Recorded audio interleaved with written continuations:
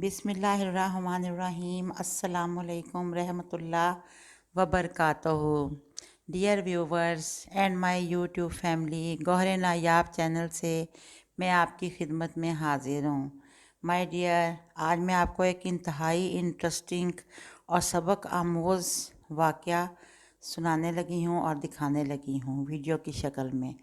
پھر آپ نے مجھے کمنٹس میں ضرور بتانا ہے کہ یہ آپ کو یہ قصہ کیسا لگا۔ آپ نے توبۃ النصوح کا ورڈ تو ضرور سنا ہوگا۔ اصل میں یہ لفظ جہاں سے نکلا اور یہ کس کا نام ہے، یہ آپ ذرا غور فرمائیے اور سنیے اور دیکھیے۔ یہ اس طرح سے ہے کہ نصوح ایک عورت نما آدمی تھا، باریک آواز، بغیر داڑھی اور نازک اندام مرد۔ وہ اپنی ظاہری شکل و صورت سے فائدہ اٹھاتے ہوئے زنانہ حمام میں عورتوں کا مساج کرتا تھا اور میل اتارتا تھا، یعنی کہ سکربنگ کرتا تھا۔ اس زمانے میں کوئی بھی اس کی حقیقت نہیں جانتا تھا، سبھی یہی سمجھتے تھے کہ یہ عورت ہے، مرد نہیں، یعنی کہ اس پہ مرد ہونے کا گمان ہی نہیں ہوتا تھا۔ یہ طریقہ اس کے لیے ذریعہ معاش بھی تھا اور وہ عورتوں کے جسم سے لذت بھی لیتا تھا۔ کئی بار اس کے ضمیر نے اس کو ملامت کرنی اور ضمیر کے ملامت کرنے پر اس نے اس کام سے توبہ بھی کر لی، لیکن بار بار وہ توبہ توڑتا رہا۔ اسے یہ بھی ڈر رہتا تھا کہ کہیں کسی کو یہ پتہ نہ چل جائے کہ وہ عورت کے روپ میں مرد ہے۔ ایک دن بادشاہ کی بیٹی حمام گئی۔ حمام اور مساج کرنے کے بعد پتہ چلا کہ اس کا گراں بہار گوہر، یعنی کہ کوئی موتی یا ہیرا جو کہ بے حد قیمتی ہے، وہ کھو گیا ہے۔ بادشاہ کی بیٹی نے حکم دیا کہ سب کی تلاشی لی جائے۔ سب کی تلاشی لی گئی، ہیرا نہیں ملا۔ نصوح رسوائی کے ڈر سے ایک جگہ چھپ گیا۔ جب اس نے دیکھا کہ شہزادی کی کنیزیں اسے ڈھونڈ رہی ہیں تو اس نے سچے دل سے اللہ تعالیٰ کو پکارا اور اللہ تعالیٰ کی بارگاہ میں اس نے سچے دل سے توبہ کی اور اللہ تعالیٰ سے وعدہ کیا کہ آئندہ کبھی بھی وہ یہ کام نہیں کرے گا۔ اس نے کہا، اے اللہ تعالیٰ، میری راج رکھ لے میرے مولا، آئندہ میں کبھی کسی کو اس طرح سے دھوکہ نہیں دوں گا کہ میں مرد ہوں اور میں عورت بن کے عورتوں کا مساج کرتا ہوں۔ آج کسی کو میرا پتہ نہ چلے، میری لاج رکھ لے مولا۔ وہ یہ دعا مانگ ہی رہا تھا کہ اچانک باہر سے آواز سنائی دی کہ نصوح کو چھوڑ دو، ہیرا مل گیا ہے۔ نصوح کی آنکھوں میں پانی تھا اور وہ نم آنکھوں سے شہزادی سے رخصت لے کر گھر آ گیا۔ نصوح نے قدرت کا کرشمہ دیکھ لیا تھا اور ہمیشہ ہمیشہ کے لیے اس نے اس کام سے توبہ کر لی۔ کئی دنوں سے حمام نہ جانے پر ایک دن شہزادی نے بلاوا بھیجا کہ حمام آ کر میرا مساج کرے، لیکن نصوح نے بہانہ بنایا کہ میرے ہاتھ میں تو درد ہے، میں مساج نہیں کر سکتا۔ نصوح نے دیکھا کہ اس شہر میں رہنا اس کے لیے مناسب نہیں رہا، کیونکہ سبھی عورتیں اس کو چاہتی ہیں، اس سے مساج کروانا چاہتی ہیں۔ وہ اس کے ہاتھوں کا مساج خواتین کو بہت پسند تھا۔ تو جتنی بھی وہاں امیرے جو شہر تھے اور جو وہ باعزت لوگ تھے وہاں کے، جن کی خواتین حمام میں امیر عورتیں آیا کرتی تھیں مساج کروانے، وہ سب ہی نصوح کا متعلق پوچھ رہی تھیں کہ وہ آ کے ہمارا مساج کرے۔ اور نصوح نے کہا کہ اب میں اس شہر میں نہ ہی رہوں تو بہتر ہے۔ جتنا بھی غلط طریقے سے اس نے مال کمایا تھا وہ اس نے سب غریبوں میں بانٹ دیا اور شہر سے نکل کر وہ کئی میل دور ایک پہاڑی پر ڈیرا ڈال کر وہاں رہنے لگا۔ اس نے اللہ تعالیٰ کی عبادت میں اپنے آپ کو بے حد مشغول کر لیا۔ ایک دن اس کی نظر ایک بھینس پر پڑی جو اس کے قریب ہی گھاس چر رہی تھی۔ اس نے سوچا کہ یہ کسی چرواہے سے بھاگ کر یہاں آ گئی ہے، جب تک اس کا مالک نہ آ جائے تب تک میں اس کی دیکھ بھال کر لیتا ہوں۔ لہٰذا وہ اس کی دیکھ بھال کرنے لگا۔ کچھ دنوں بعد ایک تجارتی قافلہ راستہ بھول کر ادھر آ گیا۔ جو پیاس کی شدت سے سارے لوگ بے حد نڈھال تھے، انہوں نے نصوح سے پانی مانگا۔ نصوح نے سب کو بھینس کا دودھ پلایا اور سب کو خشک کر دیا۔ سب کی پیاس ختم ہو گئی۔